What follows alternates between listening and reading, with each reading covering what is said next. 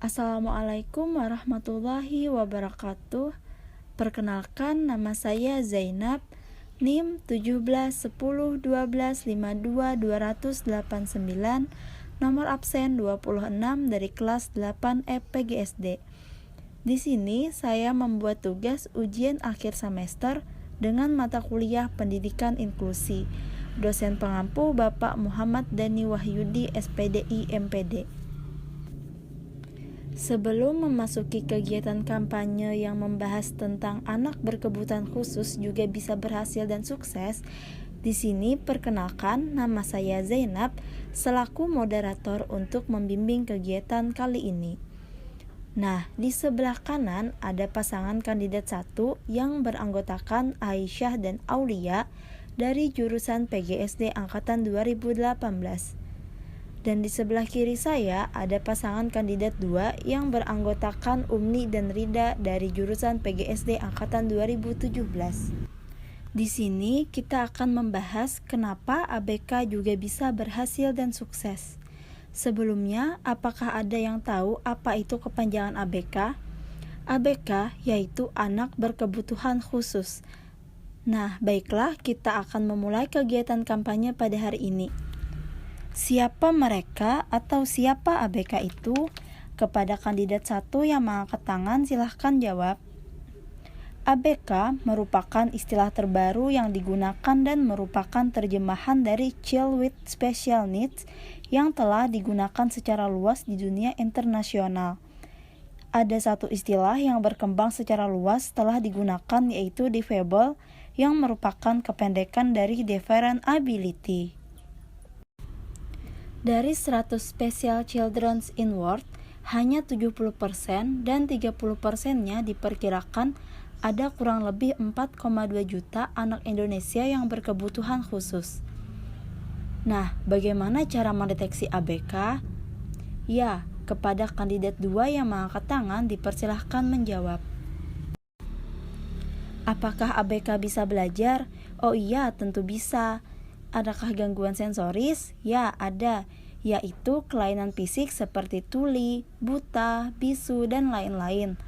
Keterbatasan intelektual yang dimiliki yaitu retardasi mental. Apakah mengalami gangguan emosional? Ya, yaitu kelainan perilaku. Nah, dari situlah kesulitan belajar pada anak, tapi tidak menutup kemungkinan untuk anak bisa berhasil dan sukses. Terima kasih kepada kandidat 2 yang telah menjawab. Selanjutnya, klasifikasikan bagaimana ABK menurut kalian. ABK adalah anak yang memiliki kelainan mental. Nah, dalam kelainan mental dibagi menjadi 3 bagian, yaitu yang pertama ada mental tinggi atau gifted, yang kedua ada mental rendah, dan yang ketiga ada kesulitan belajar spesifik. Bagaimana dengan istilah kelainan fisik itu? Seperti tubuh, penglihatan, pendengaran, dan verbal. Bagaimana dengan istilah kelainan emosi? Seperti gangguan perilaku, anak hiperaktif atau ADHD, dan gangguan konsentrasi atau ADD. Menurut IDEA, secara umum klasifikasi dari anak berkebutuhan khusus dibagi menjadi 3, yakni yang pertama, anak dengan gangguan fisik seperti tunanetra, yaitu anak yang indera penglihatannya tidak berfungsi. Tunarungu, yaitu anak yang kehilangan seluruh atau sebagian daya pendengarannya. Selanjutnya tunadaksa, yaitu anak yang mengalami kelainan atau cacat. Yang kedua, anak dengan gangguan emosi dan perilaku seperti tunalaras, yaitu anak yang mengalami kesulitan dalam penyesuaian diri. Hiperaktif secara psikologis adalah gangguan tingkah laku yang tidak normal. Yang ketiga, ada anak dengan gangguan intelektual, yaitu tunagrahita, yaitu anak yang secara nyata mengalami hambatan dan keterbelakangan perkembangan mental intelektual. Dan yang terakhir, autisme, yaitu gangguan perkembangan anak yang disebabkan oleh adanya gangguan pada sistem saraf pusat. Selanjutnya, kita akan membahas beberapa terapi pada anak berkebutuhan khusus. Apakah ada yang bisa menyebutkan dan menjelaskan? Terapi yang pertama ada Applied Behavioral Analysis atau ABA terapi. ABA adalah jenis terapi yang telah lama dipakai dan didesain khusus untuk anak dengan autisme. Yang kedua ada terapi wicara, yaitu terapi yang diperlukan untuk anak tunagrahita atau anak yang bermasalah dengan keterlambatan bicara. Dengan adanya deteksi dini, diperlukan untuk mengetahui seawal mungkin menemukan gangguan kemampuan berkomunikasi pada anak tersebut. Yang ketiga, terapi musik untuk tunarungu. Kerusakan pendengaran merupakan salah satu kecacatan saraf yang paling merusakkan. Kecacatan pendengaran merupakan handikap komunikasi dengan masyarakat. Yang keempat, ada terapi remedial, yaitu terapi ini diberikan bagi anak yang mengalami gangguan akademis. Jadi bahan-bahan dari sekolah bisa dijadikan acuan program. Yang kelima, terapi okupasi. Terapi ini diberikan untuk dasar anak dalam hal kemandirian, kognitif atau pemahaman, dan kemampuan sensorik dan motoriknya.